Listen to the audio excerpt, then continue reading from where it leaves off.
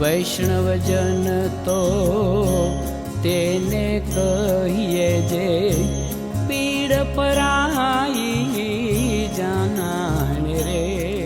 અમરેલી શહેરમાં લોક ઉત્સવ મેળો નહીં પણ મોતનો મેળો જે કરવામાં આવેલો હોય એવો મેળો અહીંયા અમરેલી શહેરમાં કરવામાં આવેલો છે। આપ જોઈ શકો છો કે જે વિશાળકાય 24 સીટનો જે ઝૂલો છે તેમાં 200 થી 250 જણા એમાં બેસી શકે, પણ અહીંયા જે આખું સ્ટ્રક્ચર જે આરસીસીનું કરવાનું હોય તેના બદલે હું તમને દેખાડવા માંગીશ કે જે આપણે લાકડાના ઢેબા ઉપર જે આખું આ મહાકાય જે ઝૂલો છે તે ઊભો કરવામાં આવેલ છે। અહીંયા કોઈ પરવાનગી નહીં, એસઓપીના ધજાગરા ઉડાડવામાં આવેલ છે।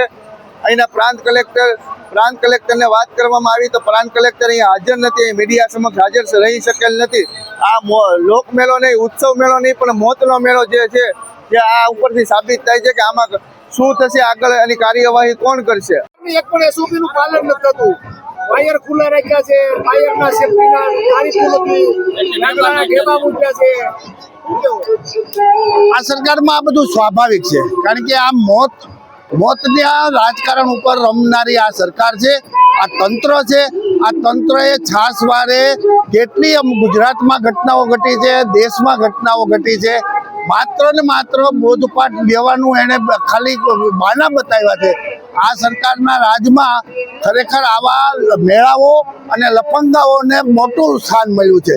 તમામ નીતિ નિયમોને નેવે મૂકી અને માત્ર પૈસાના જોડે આવા તત્વોને પરમિશન આપી અને સરકાર તાઇફાઓ ઉજવી રહી છે, જે ખરેખર શરમની બાબત છે। તાજેતરમાં ગોવામાં પણ આવો એક અગ્નિકાંડ થઈ ગયો છે, રાજકોટમાં થયો છે, મોરબીમાં થયો છે, સુરતમાં થયો છે, અમદાવાદમાં થયો છે। ખરેખર આ નિંબર અને નફ્ફટ સરકાર છે અને આ સરકારે ક્યારેય આવા ગંભીર બનાવો પ્રત્યે કોઈ દી એને કોઈ બોધપાઠ લીધો એવું લાગતું નથી। માત્ર મરણ અને એને મજા આવે છે, મરણ થાય અને લોકો ઓછા થાય એમાં આ સરકાર રાચી રહી છે। તંત્ર માત્ર ને માત્ર સરકારના પાગ્યાઓનો આદેશનું પાલન કરે છે। આમાં તમે ક્યાંય તપાસ ઊંડી કરશો એટલે આવા મેળામાં ને આવા તાઇફામાં ભારતીય જનતા પાર્ટીના સહાયકો અને એના સમર્થકો પૂર્ણ રીતે સંડોવાયેલા હોય એવું દેખાઈ રહ્યું છે।